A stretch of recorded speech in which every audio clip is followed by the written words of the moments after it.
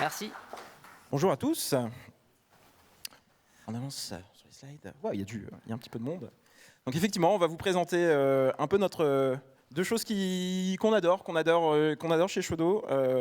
On a commencé quand même par adorer le Legacy Remediation avant l'IA, mais maintenant on aime bien fusionner ces deux pratiques. On faisait déjà du Legacy Remediation depuis 7 ans. On va vous expliquer un petit peu tout ça. Et c'est vrai qu'à l'ère de l'IA, il y a quand même pas mal de choses qui ont changé. Donc on va vous montrer comment on bosse, plus particulièrement au studio, sur ces projets de refonte de Legacy. Bonjour à tous. Pour ce sujet, du coup, moi, je vais jouer l'enthousiaste. Je vais jouer le mec qui a parcouru Reddit, a parcouru les réseaux sociaux, a parcouru le monde de l'Internet et a vu qu'a priori, avec un message assez succinct, assez court, on peut faire genre des trucs de ouf, quoi. La nouvelle application dont j'avais même pas l'idée, je vais pouvoir la publier sur mon store, ni une ni deux, à partir d'un petit prompt. Et du coup, moi, c'est ce que je vais jouer dans ce talk, et je vais vraiment vous montrer que c'est pas si évident que ça. Et pour m'accompagner aujourd'hui, moi, je suis Jordan Nouri, je suis le cofondateur de Shodo Studio. On fait partie du groupe Shodo. Il y a Shodo Lille aujourd'hui en tant que partenaire. Et comme je vous le disais, nous, notre particularité, c'est qu'on fait du Legacy Remediation depuis le début du studio. On fait aussi du MVP. Et moi, j'aurais le rôle du prudent. Celui qui ne croit pas du tout, celui qui ne croit pas du tout en l'IA, qui croit beaucoup plus à nos pratiques, les mêmes pratiques qu'on a depuis plusieurs années maintenant dans l'industrie logicielle. Et on va le voir, qui ne sont quand même pas incompatibles avec l'IA. Et le patient du jour. Et le patient du jour, je te laisse le présenter. Donc le patient du jour, c'est OpenWide. Donc c'est une application qui existe depuis peut-être une bonne dizaine d'années, qu'on va retrouver du coup sur GitHub. C'est open source. Et alors je peux vous montrer la version web, elle ressemble à ça aujourd'hui, elle permet de, a priori, puisque du coup, moi je suis enthousiaste, donc je ne sais pas exactement ce que fait ce produit, mais j'ai quand même compris qu'elle permettait de jouer de la musique sur différentes plateformes avec un lecteur un peu custom. On y reviendra après, vous allez le découvrir. Ça a été créé par Adrien Joly, il y a pas mal de temps, enfin repris et maintenu par Adrien Joly. Bonjour à lui. Et toi, tu as une expérience un peu particulière avec ce soft déjà. Oui. Il y a quelques années, on avait déjà essayé de faire du Legacy Remediation dessus, notamment, on verra ça dans le détail, mais en essayant de transférer le back-end en architecture hexagonale, de faire une refonte à la main. On avait fait d'ailleurs un talk de 3 heures sur le sujet où on montrait tout papa.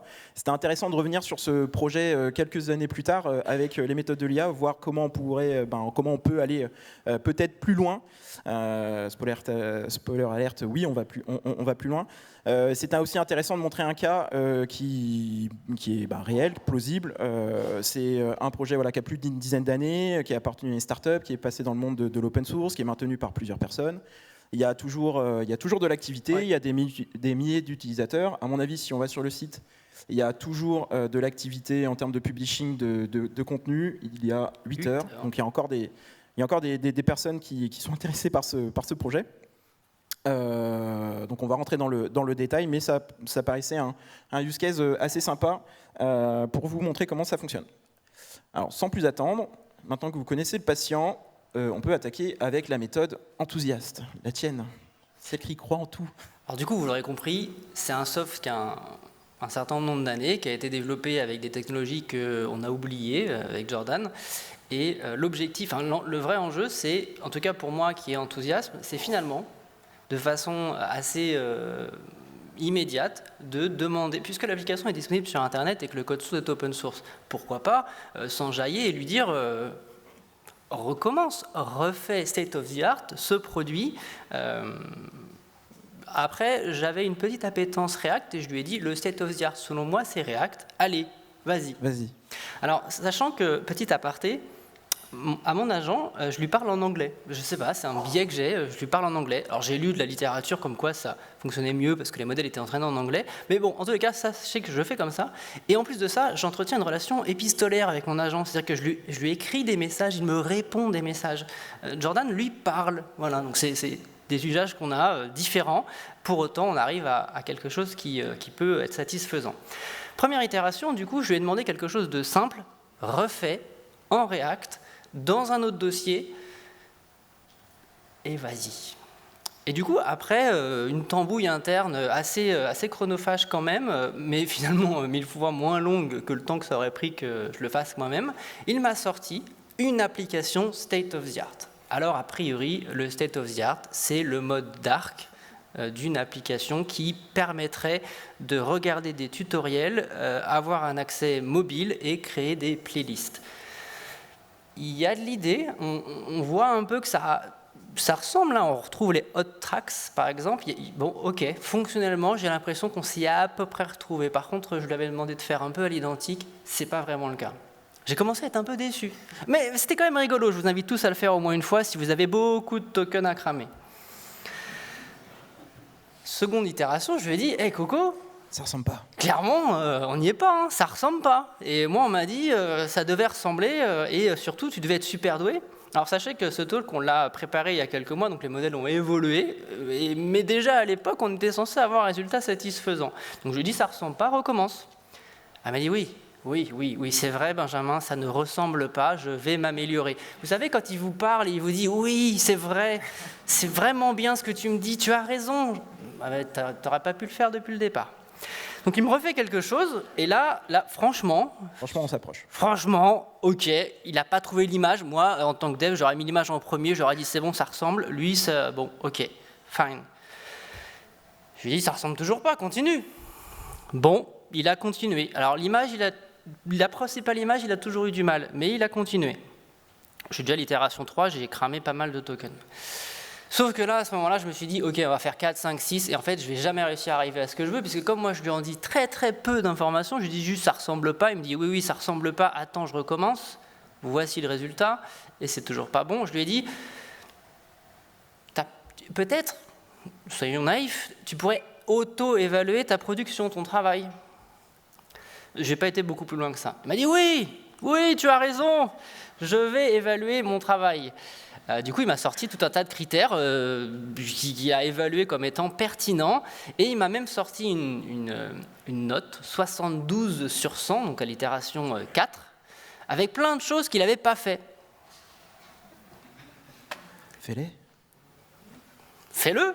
Et puis surtout, avance, continue jusqu'à temps que tu aies réussi à faire l'équivalent. C'est bon, j'ai avancé, 85 sur 100, il y a encore des choses qui ne fonctionnent pas.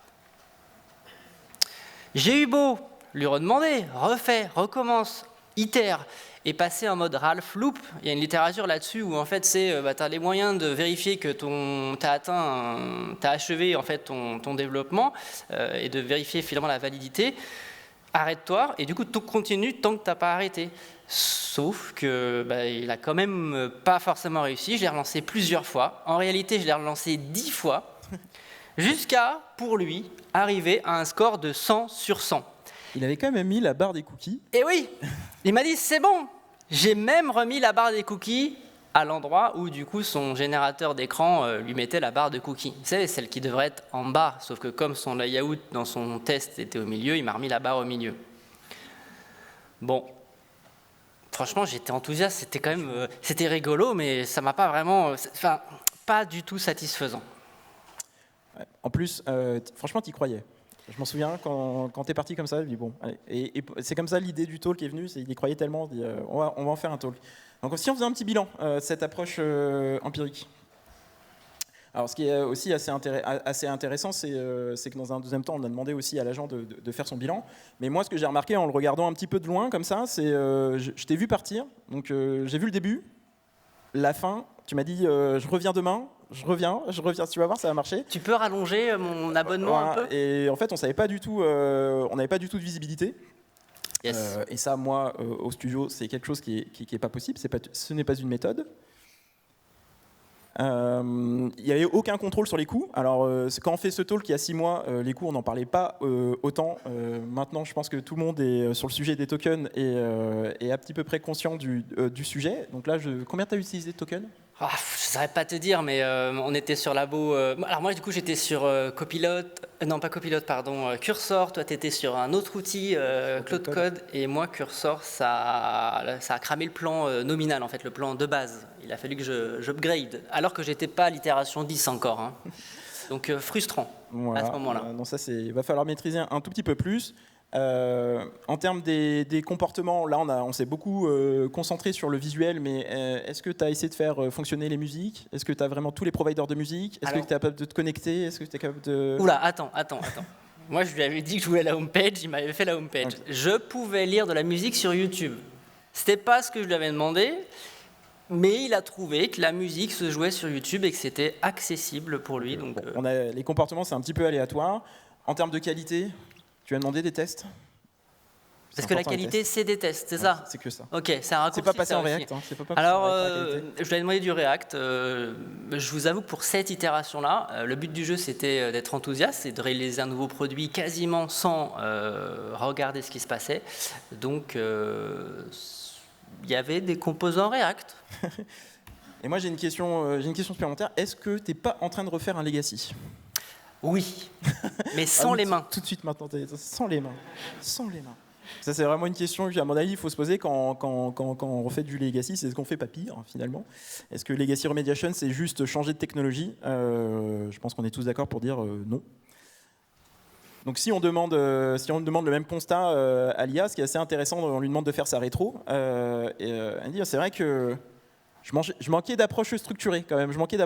Ah bah c'est intéressant ce que tu nous dis. Sachant que là on l'a eu très tôt en fait, dès l'itération 3-4, quand on a vu qu'il n'arrivait pas à converger vers ce qu'on lui demandait, en fait très vite il nous a dit mais peut-être que si je faisais quelque chose comme un scoring, je vais pouvoir mieux évaluer. Mais c'est vrai que le scoring est peut-être un peu subjectif. Je pense qu'on est assez grand pour déterminer des bons KPI à suivre et à donner à l'agent. Donc le scoring a été vraiment un petit peu subjectif. Et il nous a remonté aussi quelque chose qui était assez intéressant, c'est qu'il avait à disposition pas mal d'outils, mais qu'il pense qu'il les a mal utilisés. Donc oui, je confirme, il les a mal utilisés. Donc c'est assez intéressant de lui demander de faire sa propre rétro et lui demander aussi des pistes d'amélioration. En gros, il nous remonte le fait de définir une checklist un petit peu plus exhaustive, de comparer systématiquement chaque modification, donc d'avoir la capacité finalement de tester et d'avoir un scoring avec des preuves mesurables. C'est-à-dire que nous, dans notre monde, on aime bien le déterminisme, on aime bien quand on fait un test unitaire, il est vert, on appuie sur le bouton 1000 fois, le test est toujours vert. Si on est en in-memory. Donc ce côté un petit peu mesurable et déterministe, c'est quelque chose qui est finalement indispensable. Et moi, c'est intéressant quand je lis cette liste-là. J'ai l'impression que quand on réinvente pas du tout la roue, c'est-à-dire qu'une checklist exhaustive, j'ai l'impression qu'on me parle peut-être d'un petit backlog. Comparé systématiquement, ça parle peut-être d'une stratégie de test, une vraie stratégie de test finalement. Oui, end-to-end ou de non-régression, ou en tous les cas, permettant de valider un comportement. Une stratégie de test. Voilà. Le scoring, avec des preuves mesurables, c'est un petit peu ce que je disais avant. Quand les tests sont verts, on aime bien que ça soit répétable. Donc d'avoir des vrais critères. Ouais, donc quelque chose de réellement contextualisé. L'état de l'art, qu'est-ce que c'est? Une application de qualité, qu'est-ce que c'est? Et refaire le site à l'état de l'art, peut-être que c'était trop enthousiaste en tous les cas. C'était beaucoup trop enthousiaste. Donc, c'est là peut-être que tu t'es un peu oublié. Tu t'es un petit peu oublié peut-être en tant que software engineer. Et c'est assez intéressant qu'un agent nous remonte des choses qu'on savait finalement. Découper le travail, on fait ça quand même depuis pas mal de temps. On sait très bien qu'on ne peut pas rentrer dans un soft et changer tout du premier jour au premier jour, d'avoir toute la connaissance fonctionnelle, d'avoir toute la connaissance technique, d'avoir un chemin clair pour faire de la remédiation, d'avoir une stratégie de test avec un filet de sécurité sur lequel on a confiance. C'est vraiment des choses, en tant que software ingénieur, c'est la base, sauf que des fois on utilise l'IA et on a l'impression que l'agent il va faire tout ça tout seul. Donc tu t'es un peu peut-être oublié avec ton approche enthousiaste. En tout cas, le résultat n'a pas été à la hauteur de mes attentes. Je suis déçu. Des miennes non plus, je peux te dire. Tu étais à 2 doigts de... Du coup, il y a quelque chose d'assez intéressant qu'on distingue chez nous. Alors chez nous, mais c'est pas, ça commence à être connu un petit peu tous ces sujets-là. Mais quand on utilise l'IA en tant que développeur, on va avoir trois états d'esprit, trois mindsets un peu différents. On va avoir vraiment la personne qui va vibe coder. Quelque part, c'est un peu ce mindset que tu as eu, vibe coding. C'est-à-dire qu'on ne va pas essayer d'anticiper forcément de ce qui va être généré quand on va prompter à une IA, un agent. On ne va pas anticiper. On n'a peut-être pas forcément le savoir non plus pour pouvoir juger la pertinence de ce qui est généré. On y va, on se fait plaisir, on avance. Alors moi, j'adore ce mode-là et je le trouve, qu'importe les critiques, très légitime. Il va faire beaucoup de bien à notre industrie et du mal en même temps. On en a beaucoup parlé en 2025. La deuxième partie des utilisateurs de l'IA, on va avoir ce qu'on appelle les low builders. Donc là, on a des personnes qui sont déjà dans le monde de la création de logiciels. Ils connaissent à peu près les étapes. Ils savent qu'il faut faire de l'architecture, du design, du scoping, développer, tester, envoyer en production. Donc c'est potentiellement, chez nous, on a des UX et des UI qui connaissent la chaîne, mais qui n'étaient pas capables de faire le dernier bout, c'est-à-dire de développer et envoyer en production. Maintenant, avec l'IA, ils se sentent un petit peu pousser des ailes et ils sont capables d'aller jusqu'en production. Beaucoup de managers aussi, on voit des managers qui connaissent un petit peu comment tout le workflow pour faire des softs et qui se mettent aussi à produire. Il y a notamment des très bonnes méthodes comme BIMAD, enfin nous on n'utilise pas du tout ça, mais BIMAD, Gstack, Spec-It, qui permet vraiment de mettre le focus sur les choses importantes. Donc ça on va appeler les low builders. PO, PM, QA aussi. PO, PM, on en a beaucoup dans notre communauté, tout le monde à mon avis et vous aussi vous êtes amusés à faire des softs. Et nous, on se considère dans la troisième partie, dans les software engineers, assistés par l'IA. Donc, c'est-à-dire qu'on utilise des pratiques. Ça fait déjà 40 ans qu'on fait du soft moderne. Donc, on garde notre ADN. On a eu beaucoup de vagues d'agilité, etc. Avec plusieurs méthodologies, on n'est pas là pour parler de ça. De pratiques, notamment le craft, qui nous tient beaucoup à cœur chez Shodo. Et l'objectif, c'est de ne pas du tout s'oublier et de rester sur nos pratiques de software engineer, juste assisté par l'IA, parce qu'on est en 2026. Donc, maintenant qu'on a donné les prérogatives oratoires, on va parler de l'approche plus prudente, celle qu'on peut vendre, celle qu'on peut réaliser dans des vrais projets. Et puis celle qui finalement aussi nous rassure et se rattache plus à ce qu'on sait faire aujourd'hui et de comment on le fait. Alors, petit message aussi d'introduction, ce qui a manqué à mon avis dans ton approche, c'est un peu l'appréhension de la complexité. C'est-à-dire, en fait, on a l'impression que quand on va utiliser un agent, la complexité, c'est l'agent qui va la prendre, et nous, on n'a pas du tout besoin de prendre cette complexité, donc d'avoir toute cette charge cognitive pour comprendre le projet. Et en fait, on se rend compte très vite que non. Pour évaluer, de toute façon, on est responsable de ce qui est produit par l'IA, donc pour pouvoir être capable de l'évaluer, de toute façon, il va falloir comprendre une partie de cette complexité. On va justement utiliser l'IA massivement pour nous montrer les pointeurs et les endroits sur lesquels il faut faire attention. Mais voilà, ce qui fait mal, c'est surtout la complexité qu'on n'avait pas comprise. Et je pense que tu avais compris. Il y a plein de trucs que tu n'avais pas compris. C'est une application qui permettait de jouer de la musique et de gérer les chansons que j'aime bien. Et ça suffit. Et ça suffit. En tout cas, c'est ce que l'IA a compris aussi. Donc, comment on monte en compétences et comment on essaye de travailler sur cette complexité. Alors chez nous, on a une méthodo et on va vous présenter quelques parties et on va vous montrer sous le capot ce que ça produit, etc. Autant que faire se peut dans le temps qui reste. Donc la première étape, c'est quand même de monter en compétences fonctionnelles. Alors on est là pour faire un legacy remediation. On a l'impression qu'on est juste là pour changer de technologie. En vrai, non. On porte aussi des comportements, donc il va falloir étudier le fonctionnel. Chez Shodo, on est très fan du DDD, donc du Domain Driven Design, et il y a une grosse partie dans la boîte à outils qui est le DD stratégique, avec énormément de termes et de concepts qui sont hyper intéressants, notamment les banding contextes, les subdomaines, les agrégats, enfin pas mal de choses de toute façon que vous pouvez retrouver dans la littérature. On est aussi fan du BDD, donc tout ce qui est ubiquitous language, donc créer des glossaires avec des termes fonctionnels qui ont du sens. Donc c'est vraiment quelque chose qui nous intéresse aussi. On veut analyser la complexité et on veut analyser aussi les user journées. Et en fait, on va donner toutes ces capacités que je viens de vous dire. On va donner toutes ces capacités à un agent qui va avoir le seul rôle exclusif. Ce n'est pas d'écrire, de produire, c'est vraiment d'aller analyser le code sous tous ces aspects-là. Exactement. Donc concrètement, notre agent, on lui a donné la base de code et on lui a demandé de faire cette discovery fonctionnelle. On lui a demandé de découper, c'est pour ça que vous voyez qu'il y a plusieurs parties, plusieurs fichiers, et il a tout mis sur des fichiers Markdown au sein du dépôt. on retrouve du coup la présentation générale, la présentation de valeur.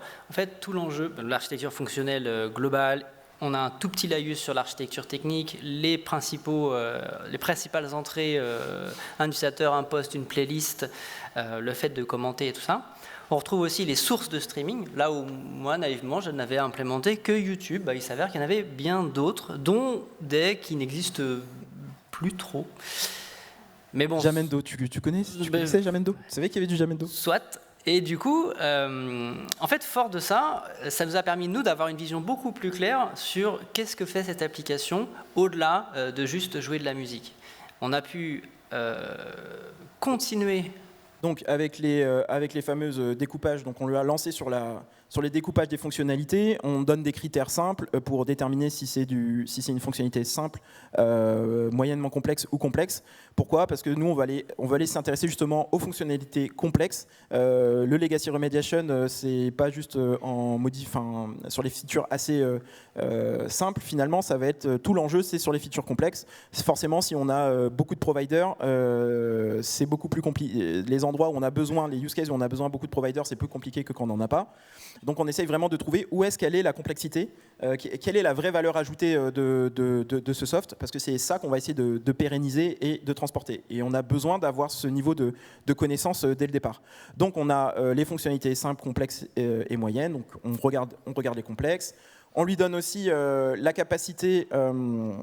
Donc là, ça nous permet d'appréhender certaines choses. On remarque qu'il y a des book markets, on ne savait même pas. Donc c'est un comportement qu'il va falloir aussi reprendre. On lui donne la capacité d'aller naviguer sur le site en autonomie. Donc, vous avez tous Playwright MCP. On n'est pas là pour parler des MCP. Je pense que tout le monde, aujourd'hui, ça parle à peu près. Donc, l'agent a la capacité de naviguer tout seul dans le soft. Donc, c'est assez intéressant parce qu'il va aller prendre les endpoints, enfin les écrans qui sont disponibles côté back-end, et il va aller tout seul en autonomie naviguer pour nous refaire toutes les user journées, parce que ça, en fait, dans notre stratégie de test, on veut livrer des user journées complètes. On ne veut pas livrer une feature en plein milieu. Ça sert à rien de livrer la refonte du reset de password si on n'a pas fait certaines choses avant. Donc, on veut vraiment comprendre les user journées pour migrer des user journées complètes, et pourquoi pas faire une migration en tout cas comme ça. On veut analyser les bandings contextes. Donc dans le DDD, je ne suis pas là pour parler en profondeur du DDD, mais il y a vraiment trois contextes qui sont. Il va y avoir trois types de banding contextes. On va avoir les corps domaines. Donc c'est des vrais assets pour l'entreprise. C'est là où il y a la connaissance métier. Ensuite, on va avoir tout ce qui est support domaine. Donc c'est des choses qui sont support. C'est pas le métier principal, mais c'est obligatoire pour faire le métier principal. Et ensuite, on va avoir tout ce qui est générique domaine, donc c'est l'authentification, c'est des choses qu'on peut aller remplacer avec de l'auth 0, avec d'autres choses, des SSO. Donc c'est vraiment pas la valeur vraiment complète et ajoutée. Donc ça, c'est vraiment dans la partie subdomaine. On va avoir, très tranquillement, on va avoir aussi toute la partie avec les agrégats. Donc les agrégats, encore une fois, pas là pour rentrer dans le détail, mais ça va être des structures de données qui sont censées être cohérentes sur elles-mêmes. Donc ça, c'est très intéressant aussi à analyser, et tout ça on le fait avec un agent métier, et on a tous les événements métiers. Donc ça, c'est très intéressant aussi, c'est très intéressant dans tout ce qui est event storming si vous en avez déjà fait, mais c'est cartographier la complexité d'un logiciel. C'est vraiment tous les événements conjugués au passé, donc des événements qui sont passés, pour comprendre un peu les cycles de vie de chacune des entités. Donc, voilà. Ça, c'est vraiment de notre lecture. C'est complètement tiré du DD stratégique, mais finalement, dans Legacy Remediation, ça marche super bien. Et là, c'est accessible assez facilement avec un petit agent qui a cette connaissance. Et en fait, c'est vraiment l'approche qui est différente par rapport à ce qu'on vous a présenté tout à l'heure. C'est que là, notre prompt / agent, finalement, il a toute cette connaissance des DD et d'évaluation finalement de la base de code dans le prisme du DDD. Et c'est là que ça fait en fait la valeur ajoutée de la discovery qui est effectuée par la suite. On lui a aussi donné la capacité d'évaluer simple, moyenne et complexe. Parce qu'au début, il nous avait fait sa version de simple, moyenne et complexe. Sauf qu'en fonction de notre prisme d'ingénieur, ce n'était pas forcément la même chose. Parce qu'on sait qu'il y a des briques qui ont beaucoup d'interconnexions, donc elles seront plus difficiles, etc. Donc ça, fort de notre objectif, voilà. Il y a toujours des questions sur cette partie-là, sur le côté hallucination. Est-ce que finalement il peut ne pas aussi halluciner? Alors bien sûr, on en reparlera, mais c'est des outils probabilistiques, donc forcément ça peut halluciner. Tout ça, il faut le faire valider. Si on a la chance d'avoir des sachants, il faut toujours aller revalider tout ce qui est produit. Une fois qu'on a fait tourner notre agent de discovery fonctionnel, on a un agent de discovery technique pour lequel en fait, on va lui demander d'aller nous faire une description de l'architecture. Un peu des choses aussi qui vont autour de la complexité, c'est-à-dire les fameuses API, est-ce qu'on a un petit peu de CI/CD, est-ce qu'on a une stratégie de test, voilà, tout ce genre de sujet, ça va être à lui d'aller chercher toutes ces informations. Parce qu'on ne s'est pas posé une question quand même au départ. C'est est-ce que notre site, il a des API? Parce qu'on dit on refait en React, mais en fait, si tout est construit côté back avec des servlettes, on est quand même mal barré. Ça, au début, on ne s'est pas trop posé la question. Est-ce qu'on a besoin de SEO? Tu t'es pas posé la question. M'embarque pas là-dedans. Il n'avait pas besoin de savoir au départ. Et bien en fait, toutes ces questions qu'en tant qu'ingénieur, on va se poser, c'est ce qu'on a essayé de retranscrire dans cet agent Discovery technique. Donc il nous a fait une petite discovery technique. Alors l'objectif c'est de dépasser la simple lecture du package.json encore une fois, donc de pas juste sortir les technos, parce que ce qui va nous intéresser dans un legacy remediation, c'est l'adhérence aux technos. C'est à quelle profondeur en fait je suis un peu maqué avec la technologie. Est-ce qu'il y a des technologies qui sont à risque parce qu'en fait soit les versions sont obsolètes ou soit il n'y a plus du tout de maintenance, ce qui a été quand même le cas de techno qu'on a découvert au fin fond de la structure du projet. Pareil, d'aller travailler sur la structure pour comprendre comment les choses sont rangées. C'est là qu'on a vu qu'on avait du Hogan.js. Tout à fait. SSR obligatoire, ce genre de subtilité. Donc clairement, si on a des besoins d'SEO, des besoins de SSR, des bases de données particulières, etc., on peut anticiper que la migration elle sera plus ou moins compliquée. Donc là, l'objectif, c'est d'aller sur certains critères, évaluer qu'est-ce qui est primordial d'avoir du focus. Et là, c'est assez intéressant puisqu'on a vu qu'il y avait aussi du Play.js, donc le lecteur multimédia qui a été aussi, qui est fait maison, qui est maintenu par une personne. Donc c'est assez critique. On a relancé une étude dédiée à ce sujet-là, ouais, qui pourrait faire l'objet d'une depth remediation en tant que telle. Voilà. Pareil, la base de données, ressortir un petit peu les schémas. C'est là où on voit, c'est assez intéressant parce que finalement, j'en ai pas parlé avant, mais l'agent front, l'agent de discovery, quand on lui donne la capacité d'aller naviguer dans le front, pourquoi on fait ça aussi? Parce qu'on est legacy remediation. En partie parce que le métier ne transpire plus, n'apparaît plus dans le code back-end. Donc se mettre que dans le code back-end pour analyser le fonctionnel, c'est pas tout la bonne idée. Le bon lexique, le bon verbiage. Voilà. Et souvent, le front-end, comme il est exposé aux utilisateurs, les mots, les wordings sont quand même beaucoup plus métiers, sont beaucoup plus parlants. Donc on lui donne la capacité d'analyser le front pour les user journées, mais aussi pour aller récolter le jargon métier dans le front. Et c'est assez intéressant parce qu'il est capable tout seul de nous faire un matching en nous disant attention, côté front, tu parles de track. En back, tu parles de post. D'un côté, tu parles du like, de l'autre côté, tu parles de subscribe. D'un côté, et en fait, on a plein de mappings de concepts comme ça que, du coup, l'agent est capable de nous mettre le doigt dessus.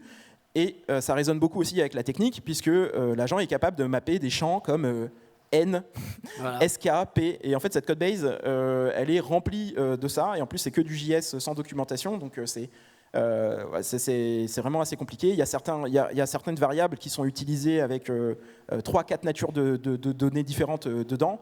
Donc tout le cycle de vie de ces données, c'est quand même beaucoup plus simple de les analyser avec l'IA. Donc il nous fait ce fameux petit rapport technique, la configuration, les tests, un petit peu la partie Ops, est-ce qu'on a la CI. Bon, voilà. Encore une fois, hallucination, etc. Faut bien tout relire et contrôler, mais en termes de charge cognitive et de montée en compétences, le travail est fait. Oui, ça se posait là. On avait vraiment une vision bien plus claire de là où on voulait aller, de ce qu'on avait et de là où on voulait aller. Et c'est là où on peut dire maintenant, et encore une fois, il y a 6 mois, c'était peut-être un petit peu plus waouh de montrer ça, mais là aujourd'hui, c'est peut-être un peu plus obvious, mais les agents sont super bons pour analyser la complexité logicielle. En tout cas, nous, ce qu'on observe, c'est que ça marche très très bien. Et notre même méthodologie, on prend quand même, je crois, entre 4 et 5 fois moins de temps pour reproduire le même résultat. En tout cas, sur la partie analytique. Fort d'une photo de l'existant, hyper à jour, hyper accurate par rapport à notre base de code, on a commencé à se projeter. Il faut se projeter, il faut donner de la visibilité. On a une offre, les clients nous demandent comment ça va se passer. Donc nous, on a un agent architecte à qui on lui donne les connaissances fonctionnelles, on lui donne les connaissances techniques, on lui donne en partie les mêmes requirements que toi, on veut faire du React, on lui donne quelques requirements de la destination. On ne décrit pas tout le chemin pour aller à la destination. L'objectif, c'est de co-construire le chemin ensemble. C'est pas un agent qui va décider tout seul, c'est un agent qui va nous interviewer en mode vraiment sparring, et on lui a donné les connaissances des différents patterns de migration, le Strangler pattern, l'approche Big Bang, etc. Il a accès au Context 7, donc c'est un MCP qui donne accès à toutes les documentations techniques. Et on lui demande justement de nous challenger et de nous poser des questions par rapport à la destination. Et on va co-construire ce chemin, notamment, est-ce que le SEO pour nous c'est important? A priori oui, donc on doit reprendre une techno, ISSR. Comment tu veux gérer ce point-là? PlayMJS, on a vu que c'était critique. Est-ce qu'on ne ferait pas un POC? Donc on fait un POC à côté, on fait une analyse plus précise. Il nous en sort 3 hypothèses. Une hypothèse qu'on avait anticipée, 2 hypothèses qu'on n'avait même pas, on n'avait pas anticipées. C'est ça aussi qui est assez intéressant, c'est quand on est en sparring, il va nous donner des hypothèses qu'on n'aurait certainement pas explorées. On prend une des hypothèses, on l'envoie jusqu'au bout. Donc on fait un mini POC, pour réduire le risque autour de ça. On a un angle qui est valide. On vient compléter du coup la stratégie. Et là, on arrive vraiment avec une migration en plusieurs phases, avec une stratégie qui est claire. Comme je vous l'ai dit, nous, ça nous intéresse beaucoup de livrer des user journées complètes. Donc on l'oriente quand même dans cette production de premier backlog priorisé.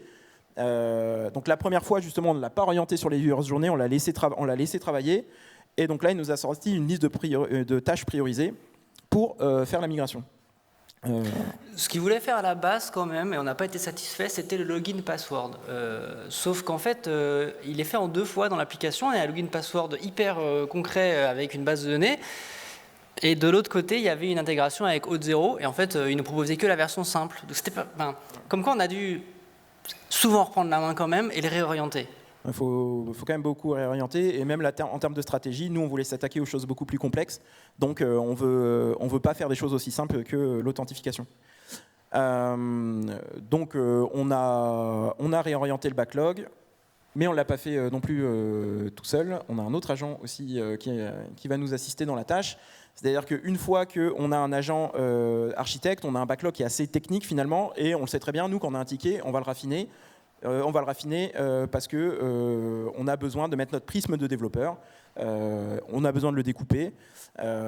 Donc on prend un agent full stack développeur qui connaît, on lui donne les compétences des 2 technologies, et justement on va lui demander en premier skill d'aller challenger ce backlog pour en faire un backlog plus actionnable. C'est-à-dire que quand on va avoir un écran à faire, de le découper sur les différents composants, et se poser la question, est-ce qu'ils sont présents dans le design system, est-ce qu'il faut créer des nouveaux composants, est-ce qu'il faut faire attention à des choses de CSS. Donc une orientation finalement que l'architecte est assez resté méta.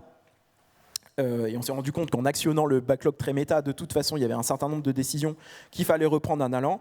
Donc autant réorienter le backlog tout de suite avec un mindset de dev. Et ensuite, dernière itération, on réoriente le backlog sur le fameux les user journées, c'est-à-dire qu'on va mettre les user stories pour que ça suive une user journée, pour pouvoir livrer user journée par user journée. On peut livrer toute l'authentification et la remplacer. On peut livrer toute la gestion du feed et remplacer. On peut faire toute la gestion de pousser une nouvelle track et la livrer. Donc on peut livrer en progressif. Et ça, c'est assez intéressant. On n'a pas tous le luxe de pouvoir faire du Big Bang. En fait, même si là, dans le temps imparti, on vous dira le temps qu'on a mis, mais on peut faire du Big Bang tellement c'est rapide. Mais dans la vraie vie, souvent, les clients ils veulent faire des phases sur des user journées peut-être un peu plus complexes. Du coup, se structurer ainsi, finalement, c'est ni plus ni moins que d'avoir des épiques, des stories et des tâches dans mes stories. Et la force du système tel qu'il est là, c'est qu'en fait, on a pu s'arrêter, on a pu reprendre un autre soir, on a pu changer d'agent, on a pu changer de harnais. En fait, on a pu vraiment, de façon itérative, co-construire la nouvelle application sans juste fermer les yeux et essayer d'obtenir quelque chose. Hop. Du coup, on avance. Et il nous manque quand même une dernière chose. Alors chez nous, c'est pas forcément... De temps en temps, c'est un agent, des fois c'est un skill. Bon, on n'est pas là pour parler de ça, mais c'est la notion d'évaluation. C'est-à-dire qu'à chaque fois qu'on va faire un incrément de valeur, il va falloir évaluer. Alors en début d'année, le terme évaluator n'était pas aussi connu, et puis harness engineering non plus. Maintenant, c'est des choses qui commencent à arriver. Et dans le harness engineering, il y a une partie qui est vraiment l'évaluator, donc la capacité d'évaluer une itération. Et là, nous, justement, quand on lui donne juste le côté pixel perfect, un modèle ne sait pas exactement ce que ça veut dire pixel perfect. Donc il va falloir lui redonner cette compétence de pixel perfect, donc recréer une partie un peu de la stratégie de test. Bien sûr, on se fait assister par un agent pour faire ça. Il a trouvé un super framework qui match vraiment les pixels. Donc on prend un screenshot de ce qui a été fait, on prend un screenshot de l'existant, on superpose les deux, on applique des masques, on voit le nombre de pixels, les pixels qui dépassent, on fait un rapport, on donne à l'agent pour l'itération suivante, et là il est capable de replacer les pixels en une itération. Donc c'est vraiment beaucoup plus efficient que d'attendre 10 itérations pour avoir un truc approximatif. Donc il y a vraiment quelque chose sur ces agents. Effectivement, le LLM est fondamentalement probabilistique. Et nous, ce qu'on veut, c'est du déterminisme. Et c'est parce qu'on aime bien ça, on est dev, on adore, on aime bien quand les choses fonctionnent direct et on est sûr. Donc l'objectif, c'est pas de les opposer, c'est vraiment de travailler ensemble. C'est-à-dire qu'on va utiliser la stratégie de test déterministe, on va faire un rapport et on va le redonner à notre outil qui est probabilistique, mais qui va s'appuyer là-dessus pour faire une nouvelle itération. Donc c'est vraiment de travailler de concert et c'est une nouvelle pratique, une nouvelle ingénierie qui est aussi commence à bien arriver sur le marché, qui est le harness engineering, en plus du context engineering. Donc ça fait un petit peu partie de cette famille-là. Mais finalement, pas avec de nouveaux outils. C'est-à-dire que pour ceux qui écrivaient déjà des tests end-to-end et qui faisaient peut-être du pixel perfect, on a déjà à notre disposition ces outils qui sont capables de comparer des écrans. En fait, l'idée, ça a juste été de la mettre à disposition de l'agent dans le cadre de son arrêt pour valider un développement. Sans plus attendre, une mini démo de comment ça se passe concrètement. On la partagera parce que là, vu le temps. Je vous la partagerai, mais en gros, ce qui se passe, c'est que j'ai repris dès le départ, crée-moi une épique, crée-moi des subtasks, donc au regard de toute la base de documentation que j'ai déjà. Et du coup, une fois que tu as ce découpage épique, story, plan, fais-moi l'implémentation de cette partie-là. Et du coup, son contexte était rempli finalement de toute la connaissance qu'on avait déjà, je vous montre juste toute la connaissance qu'on a accumulée. Donc là, l'agent d'orchestration, maintenant, il a accès aussi à toutes les informations fonctionnelles, aux informations techniques, pourquoi on a fait les backlogs.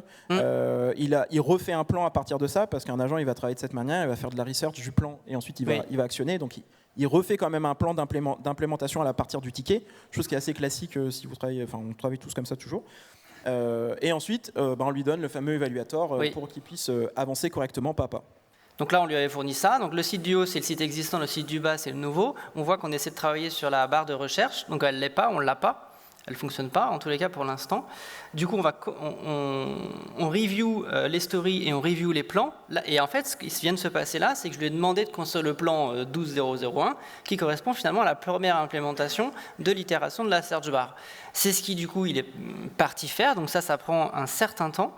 Et une fois, donc il produit ses composants, il réutilise les composants existants parce que c'est dans son harnais, il réutilise les éléments du design system qu'on lui a mis à disposition par ailleurs, et une fois que c'est fait, il utilise Tailwind en l'occurrence, et une fois que c'est fait, il fait son test Cypress, et il fait son diff d'écran. Et c'est là qu'il s'aperçoit qu'en fait, la barre de recherche, elle était au milieu de l'écran, et pas en haut, comme vous pouvez le voir. Il s'avère que là, dans cette version-là de développement, moi, j'ai pas réussi, ça date d'il y a quelques temps, j'ai pas réussi à lui donner la capacité de prendre un screenshot de l'existant et un screenshot de la cible et de voir qu'il y a une incohérence. C'est-à-dire que le test Cypress tombait, mais il n'arrivait pas encore à s'en sortir. C'est des choses qui maintenant fonctionnent bien mieux. Avec Playwright MCP, on sait tous... Donc pour le coup, on l'a aidé un petit peu, on lui donne un skipshot, etc. On avance. Voilà. Et de toute façon... Il refait son travail et en définitif, il finit par réussir à produire ce qu'on lui a demandé avec finalement peu d'interactions manuelles. Là, ça prend du temps parce que l'analyse prend du temps, mais je suis intervenu que 2 fois pour réussir. Voilà, pour cette partie-là. Exactement. Donc là, il y a le test avec le pixel perfect que je vais vous montrer plutôt dans le code, comme ça ira plus vite. Au sein des diffs, du coup, il me créait des systèmes comme ça. Voilà. Quand on le fait évoluer, le fameux, ce que je disais juste avant, c'est on lui donne la capacité de faire, on lui a donné après la capacité de faire un screenshot, la capacité de le faire automatiquement et de matcher les deux. Il y a plein de technos qui existent et ce rapport, on lui donne directement. Et finalement, il arrive à avancer avec ça. Avec la note de diff, en fait. de ce qui Et va c'est pas. mieux que l'auto-évaluation sans critères qu'on lui avait demandé au début. Oui. Il y a quand même quelque chose qui est assez intéressant, c'est de toujours s'améliorer. En plus, c'est de plus en plus important. C'est de plus en plus important.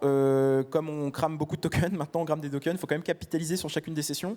Donc chez nous, à chaque fois qu'on reprend la main, ce qu'on appelait Kaizen, mais encore une fois, c'est une pratique, c'est pas nous qui avons posé ce mot-là. C'est le fait de, à chaque fois qu'on fait une session, si on a repris la main, on va lancer un skill qui va nous permettre d'analyser ce qui s'est bien passé, ce qui s'est mal passé, et on essaie de faire un trade-off, de dire est-ce que je ne dois pas changer un agent, est-ce que je ne dois pas changer un skill, est-ce qu'il ne me manque pas une documentation. Donc on essaie de voir pourquoi on a dû reprendre la main pour que l'itération suivante, ça se fasse en automatique. Encore une fois, il faut faire attention avec ce genre d'amélioration parce que c'est pas en mettant plus, que ça fait mieux. Il faut être frugal. Il y a toujours ce qu'on appelle le context rot qui arrive, c'est-à-dire qu'il y a une zone de stupidité. Plus on va mettre de choses, moins ça va être efficient. Donc on essaye de faire attention, mais il va falloir quand même s'améliorer. Donc si on fait un petit constat rapide pour avoir peut-être une Rapide, parce qu'on nous dit peu de tout à l'heure que c'est questions. fini. Parce que c'est fini, mais on l'a fait. L'appli tourne, on se log, tout le fonctionne est Tout repris. fonctionne. L'ensemble du backlog a été créé du coup de façon quasiment autonome par les agents. Alors moi, c'est plus ça qui est intéressant, qui m'intéresse et qui va intéresser notamment beaucoup de clients, c'est le côté de reprendre, se réapproprier le contexte fonctionnel, parce que c'est souvent dans la tête de beaucoup de personnes, et d'avoir reposé les bases, ça c'est intéressant. D'avoir une stratégie qui est claire, c'est-à-dire qu'on est capable de reprendre, je suis capable de prendre des tickets, tu es capable de prendre des tickets.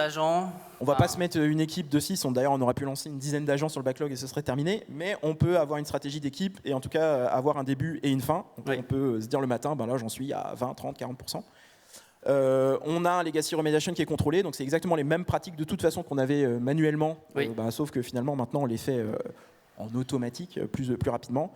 Et on a un gain de temps quand même assez significatif parce que beaucoup de personnes me demandent mais combien de temps vous avez fait ça sur une code base aussi vieille.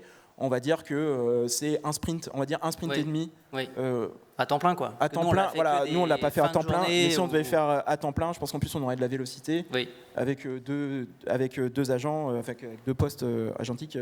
On va dire qu'un sprint, on va dire 2 sprints pour garder du mou. Donc on est sur un sprint et demi pour faire ça. Ce qu'on a vachement remarqué, maintenant aussi c'est beaucoup plus présent dans l'industrie, mais voilà, nous on trouve que vraiment on n'est pas remplacé, pas du tout. Alors loin de là, parce que nos méthodologies sur Legacy Remediation, il nous a pas sorti ça du premier coup. Oui. Je pense qu'il y a très peu de chances qu'ils sortent la plupart de vos métiers aussi du premier coup ou de votre façon de faire de la technique. Mais ça vient amplifier les choses qui sont faites, donc votre expertise. Et ça vient aussi amplifier les choses qui sont mal faites. Oui. Donc faire très attention. Merci pour votre attention. Je ne sais même pas si on a eu le temps pour les questions.